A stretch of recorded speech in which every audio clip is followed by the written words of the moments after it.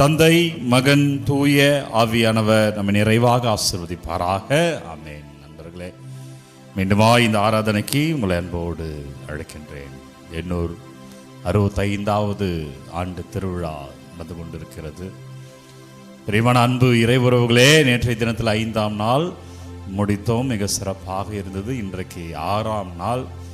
எனவே விருப்பமுள்ளவர்கள் மாலை 6 மணிக்கு திருப்பலியானம் தொடங்குகிறது. நீங்கள் திருப்பலியிலே பங்கேற்று இறையருள் பெறலாம். சென்னை மயிலை உயர் மறை மாவட்டத்தினுடைய முதல் சுசேப்பர் ஆலயம். எனவே சுசேப்பர் ஜெபத்தில் இறையருள் பெற அன்போடு அழைக்கிறேன். இறை வார்த்தை தருகிறேன். திருப்பாடல்கள் எடுத்துக்கோங்க. 25வது திருப்பாடல் 2வது வார்த்தை. என் கடவுளே, உம்மில் நம்பிக்கை கொள்கிறேன், நான் வெட்கமுற விடாதையும். ஆண்டவர்கிட்ட ஏன் வரணும்னா, இந்த ஆண்டவர்கிட்ட வந்த பிள்ளைகள் இந்த உலகத்தின் முன்பாக தலை குனிய வேண்டியதில்லை, கஷ்டப்பட வேண்டியதில்லை. ஆண்டவர் நம்மை அப்படி இலகுவாக பார்த்துக் கொள்வார். ஞானத்தை அவர் அருள்வார். நாம் செய்ய வேண்டிய வேலைக்கான சுறுசுறுப்பை அவர் தருவார். நம் வாழ்க்கை இன்னும் விசாலமாய் அவர் மாற்றுவார். எனவே ஆசிரியர் பாடுகிறார், ஆண்டவரே, நான் உம்மிடம் அடைக்கலம் புகுகிறேன், நான் வெட்கமுற விடாதையும். அதாவது ஒரு வேலை செஞ்சுட்டு அது தோல்வி அடையும் போது தான் வெட்கம் வரும்.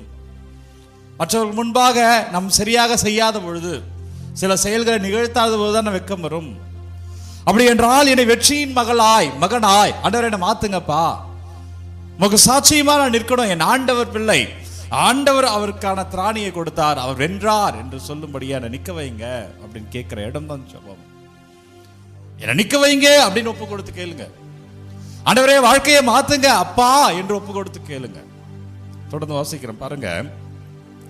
என் கடவுளே, உம்மில் நம்பிக்கை கொள்கிறேன், நான் வெட்கமுற விடாதையும், என் பகைவர் என்னை கண்டு நகைக்க விடாதையும். சிரிக்க விட்டுறாதீங்க. ஐயோ, என்னவோ பேசினாங்கன்னே, ஒண்ணுமே இல்லாம போயிடுச்சு, என்னென்னவோ சொன்னாலே, ஆனா இப்படி ஏமாந்து போய் நிற்கிறாளே என்று மற்றவர்களை பார்த்து சிரிக்கிற வகையில என்னை விடாதீங்கப்பான்னு கேளுங்க. உங்களை பார்த்து சிரிக்க மனிதர்கள் காத்திருக்கிறார்கள். நண்பர்களே, நீ விடுகிற பொழுது அதை பார்த்து ரசிக்கிறதற்கு ஒரு கூட்டம் உன் கூடவே இருக்கிறது. யாரோ நினைக்காத, சுத்தி இருக்கிறவர்கள் தான் நண்பர்களே. அப்போ இந்த இறைவனிடம் சரணகாதையாய் மாறுவது, இந்த இறைவனிடம் தஞ்சம் புகுவது, இந்த இறைவனிடம் அடைக்கலம் தேடுவது, அவரிடம் விவாதிப்பது, ஏன் அவரிடம் சண்டையிடுவது, அவரிடம் கெஞ்சி மன்றாடுவது அவ்வளவு முக்கியமானது. அப்பாமை துதிக்கிறோம். காலை வேளையில உம்மை ஆராதிக்கிறோம். ஆண்டவரே நன்றி, இயேசுவே இறைவா நன்றி, வல்லவரே நன்றி, அப்பா நன்றி. ஒவ்வொரு பிள்ளைகளுக்காக உம்மை துதிக்கிறேன் இயேசுவே, ஒவ்வொருவருக்காக உம்மை ஆராதிக்கிறேன். நன்றி ஆண்டவர், பலப்படுத்துங்கப்பா, வழி நடத்துங்க ராஜா. எனவே பிரியமுள்ள அன்பு இறை உறவுகளே, இன்றைக்கு நற்செய்தியிலே ஆண்டவர் இயேசுவிடம் அடையாளம் கேட்கிறார்கள். யோவான் நற்செய்தி 6வது அதிகாரம் 30லிருந்து 35 வரை உள்ள இறை வார்த்தையில, நாங்கள் நம்பும் வகையிலே அடையாளம் அருள் செயல்களை செய்து காட்டு அப்படின்னு கேட்கிறாங்க. நம்ம கிறிஸ்தவர்கள் பெரும்பாலும் நண்பர்களே பரம்பரையா கிறிஸ்தவம் இருப்பாங்க. என் அப்பா கிறிஸ்தவன், தாத்தா கிறிஸ்தவங்க. இது பரம்பரை கிறிஸ்தவர்கள் என்றால் அந்த கிறிஸ்தவத்துடைய ஆழத்தை பார்க்க மாட்டார்கள். இயேசு கூட இருந்தவங்க அப்படிதான் இயேசுனுடைய உண்மை தன்மையை சோதிப்பதற்காகவே இருந்தார்கள் ஒழிய, ஆனால் இயேசுவினுடைய அவர் பேசுகிற வார்த்தைகளை, அந்த விழுமியங்களை, அவர் கற்றுத்தருகிற வாழ்வியல் பாடங்களை அவர்களால் ஏற்றுக்கொள்ள முடியல. இன்னைக்கு பல பேர் அப்படிதான், பேரளவில் கிறிஸ்தவர்கள் அவ்வளவுதான். அவங்க அப்பாவினால இவர் கிறிஸ்தவரா பிறந்தார், அப்பா அம்மாவால கிறிஸ்தவ பிறந்தாலே ஒழிய ஆன்மீகம் ஒன்றும் இல்லை. பல பேருக்கு அப்படிதான். 2வது வகை கிறிஸ்தவர்கள் புதுமை கிறிஸ்தவர்கள். அதிசயம் நடந்தா போயிடுவாங்க. ஆண்டவர் இந்த இடத்துல வராரு, மாதம் இந்த இடத்துல கண்ணில் இருந்து ரத்தம் வருது, இந்த இடத்துல எண்ணெய் வருது, ஆண்டவருடைய சிறுவத்திலிருந்து எண்ணெய் வருது அப்படி என்றால் சாரையா ஓடுவார்கள். ஒருவேளை புதுமை நடக்கலன்னா அப்ப அது ஆண்டவர் இல்லையா? புதுமையெல்லாம் தேவைதான்.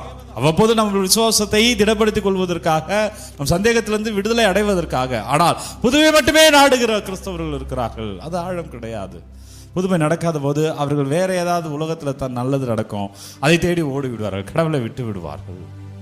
3வது வகைய கிறிஸ்தவர்கள் தான் கொள்கை கிறிஸ்தவர்கள். அவர் என்ன சொன்னார்? நீ உண்மையாயிருன்னு சொன்னார், நீ அடுத்தவர் நேசின்னு சொன்னார், நீ அடுத்தவரை மதிக்கணும்னு சொன்னார். எனவே நான் கொள்கை வகையிலே நான் இருப்பேன் என்று நிற்கிற கிறிஸ்தவன் தான் உண்மையான கிறிஸ்தவன். அவர் விழுமியங்களை பிடித்துக் கொள்பவன். எனக்கு என்ன நேர்ந்தாலும் நான் அவரை பிடிச்சிருக்கேன், அவர் என்னை கைவிட மாட்டார். அவர் என்ன சொன்னாலும் நான் செய்திருக்க, ஒருபொழுது நான் வெட்கப்படாதபடி அவர் என்னை பார்த்துக் கொள்வோம். அதான் திருப்பாடல் வாசிச்சு இல்லைங்களா, திருப்பாடல் 25:2.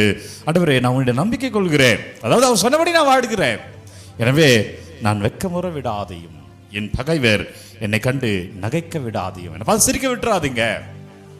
அதான் கொள்கை கிறிஸ்தவர்கள். அது கொள்கை என்ன என்ன என்கிட்ட எதிர்பார்க்கிறாருன்னு கொஞ்சம் யோசிப்போம் நண்பர்களே. இந்த நாளில் அவர் என்ன எனக்கு வாழ பணிக்கிறார், எனக்கு நிறைய தேவை இருக்கு, ஆனா அவர் என்கிட்ட என்ன சொல்றார், இன்னைக்கு நான் என்ன செய்யணும்னு சொல்றார். ஒரு மகளாய் ஒரு மகனாய் நான் எப்படி இருக்கணும்னு சொல்றார். கொஞ்சம் யோசிங்களேன். ஒண்ணும் விலகலையா, அவர்கிட்ட கேளுங்க. அப்ப நான் என்ன பண்ணணும்? ஆண்டவரே, உன் மகளா மகனா நான் என்ன பண்ணணும்? ஆண்டவர் வெளிப்பாடு தருவார். வாசிங்க, பைபிள் வாசிங்க, ஆண்டவர்கிட்ட கேள்வி கேளுங்க.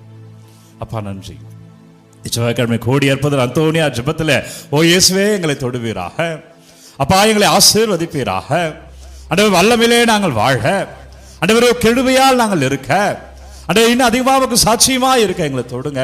இயேசுவே எங்களை ஆசீர்வதிங்கப்பா. பிள்ளைகளோட விண்ணப்பங்களை எல்லாம் பாதத்தில் வைக்கிறேன். பிள்ளைகள் என்னவெல்லாம் வேதனைகளோடு கவலைகளோடு வருத்தங்களோடு ஏதாவது கமெண்டில் அனுப்பி கொண்டிருக்கிறார், ஒவ்வொரு விண்ணப்பலையும் உம்மிடம் சமர்ப்பிக்கிறேன் ராஜா. ஆண்டவர் வழி நடத்துங்க தகப்பனே, ஆசீர்வதிங்கப்பா. உன் கிருபையால் நாங்கள் வாழ, உமது பெயரில் ஆசீர்வாதமாக இருக்க வல்லமையான இறைவன் உங்களை தொடுவாராக. ஆண்டவர் இயேசு சாமியின் பெயரிலே அபிஷேகமாக இருப்பீர்கள். நல்லது நடக்கும். தலைவணங்கி இறைவனுடைய ஆசீர்வாதத்தை பெற்றுக்கொள்வோம். எல்லாம் வல்ல இறைவன் நம்மை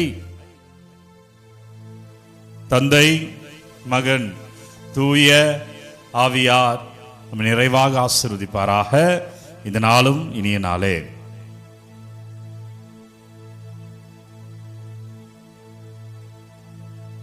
நண்பர்களே, ஒவ்வொரு நாளும் விடியற் காலை 3 மணிக்கு இந்த ஆராதனை வழங்கி கொண்டிருக்கிறேன். யாருக்கு தேவை நினைக்கிறீங்களோ அவர்களோடு பகிர்ந்து கொள்ளுங்கள்.